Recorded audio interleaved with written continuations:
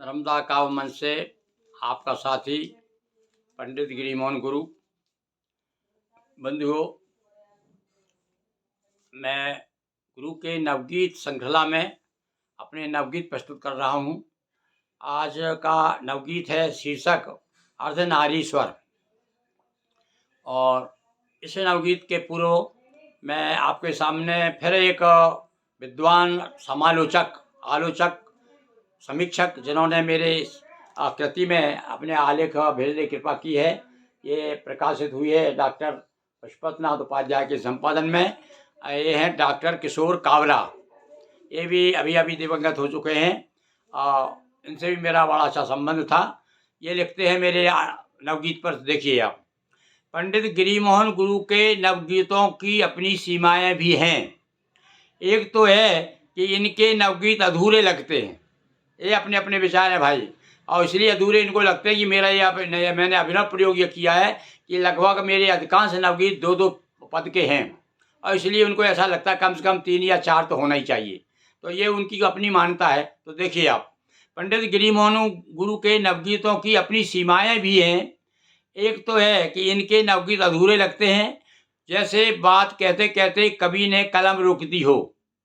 कई नवगीत बहुत सामान्य भी हैं। कई नवगीत जनगीत लगते हैं, जैसे रौंद कर छाती सड़क का शोर, घुस रहा हर घर, और शांति सहमी भिखार इंसी खड़ी है आकर, और एक अंधड़ ने किया दंगा, हुए सब वृक्ष नंगे, हो गए सब फूल ज्वर से ग्रस्त, केवल सूल चंगे। इतना सब होते हुए नवगीत की लाक्षणिक शालीनता और जनजीवन की अश्रु विगलित पीड़ा को कभी अच्छी तरह से संभाल पाया है। इन पंक्तियों पर विशेष ध्यान दीजिए। इतना सब होते हुए नवगीत की लाक्षणिक शालीनता, जनजीवन की अश्रु विगलित पीड़ा को कभी अच्छी तरह संभाल पाया है, यह बड़ी बात है। उसे हर परिवर्तन के पीछे एक अपरिवर्तित रहने वाले तत्व की पहचान है। तभी तो वह कहता है कि बादल बदला, बिजली बदली, नीर नहीं बदला, और घट बदले, पनिहारन बदली, तीर नहीं बदला। यहाँ से इस पंक्ति से वो अपना आलेख समाप्त करते हैं। तो ये तो हुई डॉक्टर किशोर कावरा, जो अपने हिंदी के माने हुए विद्वान थे, उनका अभिमत। और अब सुनिए मेरा ये नवगीत अर्धनारीश्वर। देखिए आप, ये आकाशवाणी से भी प्रकाशित हो चुका है, और आकाशवाणी भोपाल से, और अक्षरा भोपाल से, अक्षरा नाम की जो पत्रिका बड़ी प्रसिद्ध साहित्यिक पत्रिका है, इसमें भी प्रकाशित हो चुका है। देखिए आप, अर्धनारीश्वर कहाँ है अब।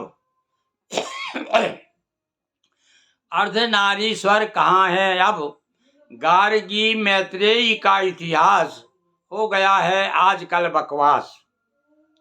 गार्गी मैत्रेयी का इतिहास हो गया है आजकल बकवास, और यत्र नारी पूजयंत्रे स्वर कहाँ है अब। यत्र नारी पूजयंते स्वर कहाँ है अब, अर्धनारीश्वर कहाँ है अब, अर्धनारीश्वर कहाँ है अब। बात बड़ी अब करते हैं नारी विमर्श की, पर आज भी जो है क्या स्थिति है नारियों की, और किसी से छिपी नहीं है।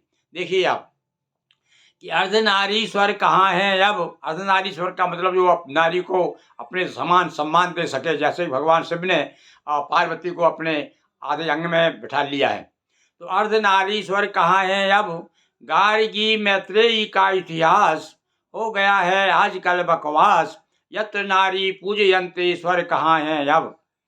देह दौलत का महत्व विशेष क्या हो गया है भाई आजकल। देखिए आप, देह दौलत का महत्व विशेष, और देश पहना पश्चिमी परिवेश, और कह सके अर्धांगिनी वह वर कहाँ है अब। फिर से सुनिए इन पंक्तियों को। एक थोड़े से मैं बहुत कुछ कहने का प्रयास किया मैंने, कि देह दौलत का महत्व विशेष, देश पहना पश्चिमी परिवेश, और कह सके अर्धांगिनी वह वर कहाँ है अब। कह सके अर्धांगिनी वह वर कहाँ है अब, अर्धनारीश्वर कहाँ है अब, अर्धनारीश्वर कहाँ है अब। धन्यवाद।